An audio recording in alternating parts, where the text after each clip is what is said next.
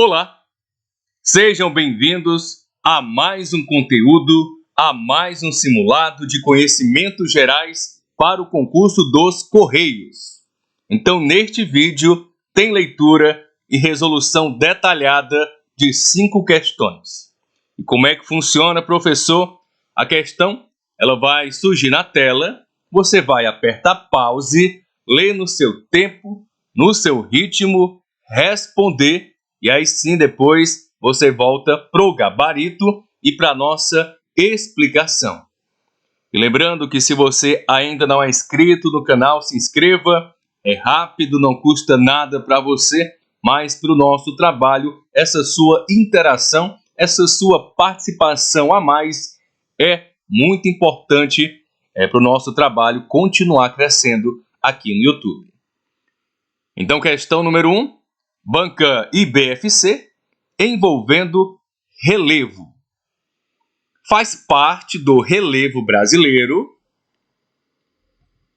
planaltos, que são terrenos mais antigos, relativamente planos, situados em altitudes mais elevadas, e as planícies, que são áreas essencialmente planas, formadas a partir da deposição de sedimentos provenientes de áreas mais elevadas.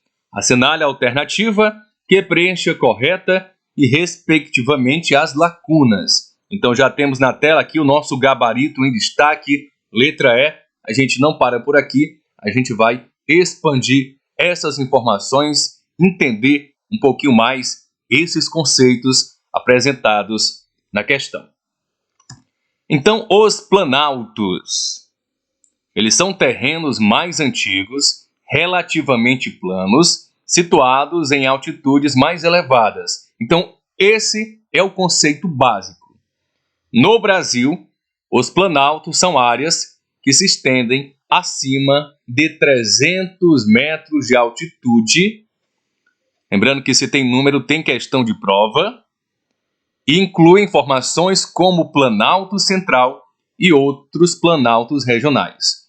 Esses planaltos podem chegar até aproximadamente 2.000 metros de altura.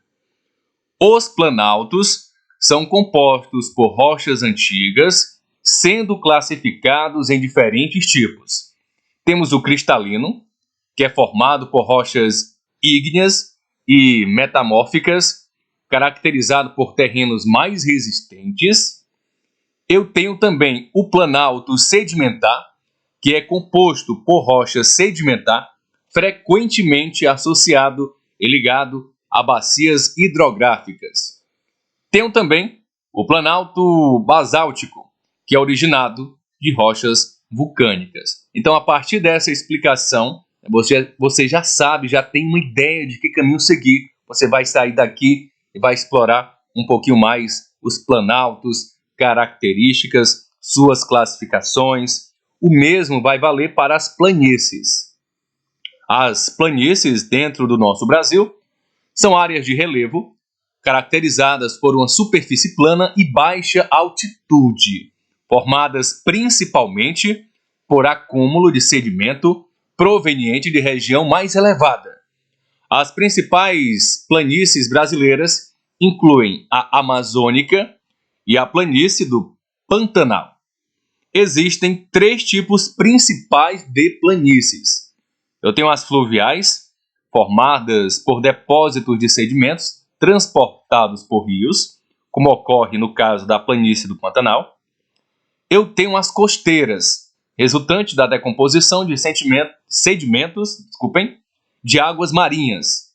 E eu tenho também as planícies lacustres, formadas pelo acúmulo de sedimentos em lagos. Então, aqui abaixo, as fontes consultadas e utilizadas para a construção da nossa explicação, para que tanta informação chegue com qualidade, você saiba de onde elas foram retiradas, você faça a sua busca, a sua pesquisa a partir do que você leu, do que você escutou nessa resolução. Então, o mesmo vale para todas as questões. Elas esclarecem o que é que aquele item está sendo cobrado, o que é que eu devo seguir, o que é que eu devo estudar, que caminho eu devo percorrer para, de fato, é abarcar todo aquele item cobrado lá no edital. Então, olha aí, 2 elementos que merecem a tua atenção. São os planaltos e as planícies brasileiras. Então vamos à questão 2, também com a banca IBFC. Nem sempre eu vou conseguir encontrar com a banca IBFC. Isso não é motivo para a gente deixar de estudar um elemento, um item lá do edital, porque a gente precisa praticar independentemente de que banca tenha elaborado a questão. Por enquanto está dando certo. IBFC novamente. Desta vez a gente vai falar de escala. Você vai apertar pause, ler, responder e depois voltar para cá. Então vamos lá? No que se refere à escala em mapas temáticos, assinale a alternativa correta. Então, a partir dessa questão, você já anota aí. O que é que eu preciso pesquisar? Tipos de mapas. Olha aí, um bom caminho também para você estar seguindo e estar percebendo. Assinale a alternativa correta em relação a mapas temáticos. Nosso gabarito está na letra E. Pode-se representar a escala de forma numérica ou de forma gráfica. Então, a escala cartográfica é um elemento essencial para a compreensão e utilização de mapas, pois estabelece a relação entre distâncias que são representadas no mapa e as distâncias reais no terreno de fato. Essa relação pode ser expressa de 2 formas principais: numericamente ou graficamente. Escala numérica e escala gráfica. A escala numérica é expressa por uma fração ou por uma razão. Por exemplo, como 1 para 50 mil. O que é que isso significa?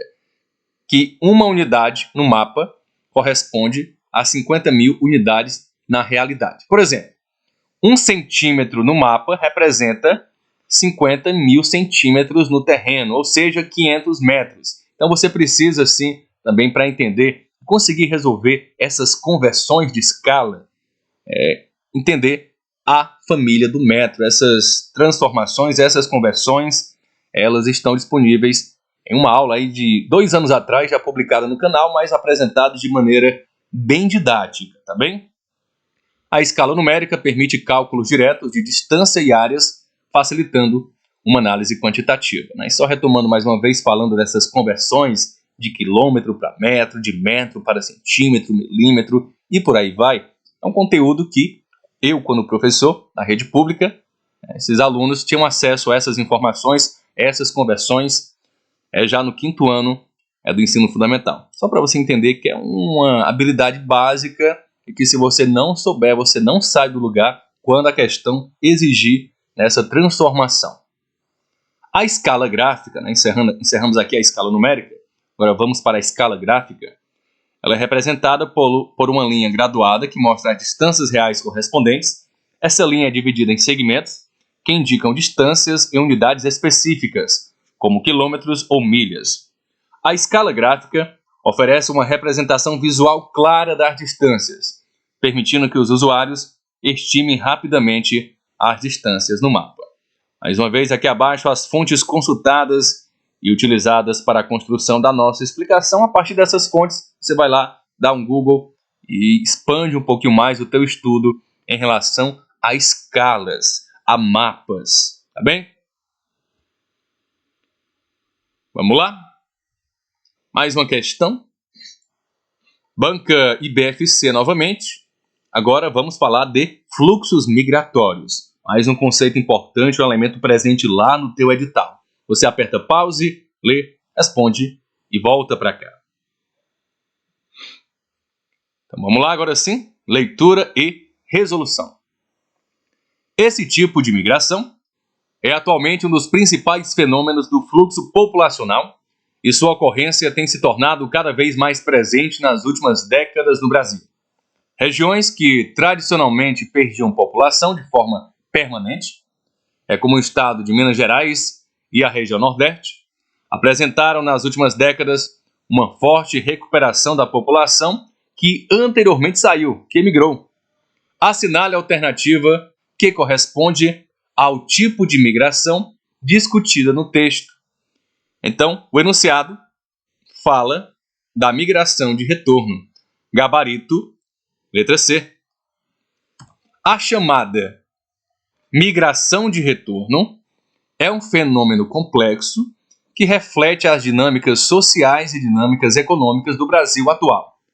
À medida que as condições das regiões de origem melhoraram, muitos migrantes optaram por voltar para casa, trazendo novas perspectivas, habilidades e recursos que podem beneficiar as suas comunidades, as suas regiões originais. As razões para esse retorno podem variar.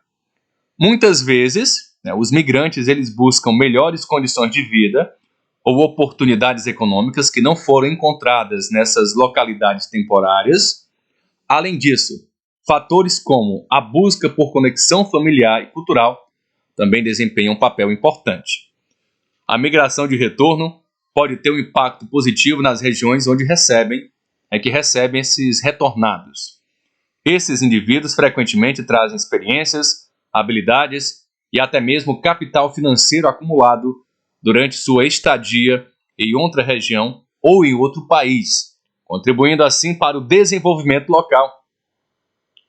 Pesquisas indicam que a migração de retorno é um fenômeno que cresce no Brasil, com dados do IBGE mostrando que muitos nordestinos que emigraram para o Sudeste estão voltando para suas cidades natais. Esse movimento é impulsionado por fatores como o desenvolvimento econômico regional e a melhoria da qualidade de vida dessas regiões. As fontes consultadas para a construção dessa nossa explicação, vale a pena você fazer aquela pesquisa, inclusive utilizar as alternativas para também guiar a tua rota de estudo. Vai lá, pesquisa migração de retorno, êxodo rural, migração pendular. Então são elementos que merecem a tua atenção. A questão já joga aquela luz para conceitos que você deve explorar e que se encaixam exatamente no item fluxos migratórios, dinâmica da população brasileira. Então, antes da gente continuar, aquele recado, você pode apoiar o nosso trabalho enviando um Pix de qualquer valor, tá? Usando esse QR Code, que eu vou ficar realmente profundamente agradecido. Se não, a tua inscrição, a tua curtida, quando você compartilha, também é uma ajuda importante que você dá aqui para o professor Carlos Pereira. Vamos à penúltima questão, Banca IBFC, questão que envolve o item regiões metropolitanas. Você aperta pause, lê, responde, depois volta para cá. Então vamos lá. Assinale a alternativa correta quanto a uma consequência do processo de crescimento das regiões metropolitanas do Brasil. Então, a gente gabarita aqui na letra C. A deterioração de muitas áreas do centro antigo e fuga da população de maior renda para condomínios fechados. Professor, fiquei na dúvida, poderia ser A, B, A, D, vamos lá. A gente vai, nessa questão, avaliar cada alternativa. A gente vai aproveitar para se aprofundar nesse item. O que é que a letra A fala? A expansão vertical das cidades em direção às áreas periféricas e de risco. Embora a expansão vertical ocorra em algumas áreas, isso não é consequência direta, Não é consequência direta do crescimento metropolitano, mas sim uma resposta às pressões habitacionais. B. A redução da poluição sonora, do ar e visual e melhor distribuição de empregos formais. Na verdade, o crescimento urbano ele tende a aumentar esses problemas e não resolver esses problemas, especialmente em áreas centrais. C. A interdição de muitas áreas do centro antigo e fuga da população de maior renda para condomínios fechados. Gabarito, letra C. Muitas vezes as pessoas de maior renda procuram se afastar de áreas centrais em busca de segurança e qualidade de vida, optando por se mudar para condomínios fechados ou áreas suburbanas. D. A desvalorização do solo urbano e maior acessibilidade das moradias à população de baixa renda.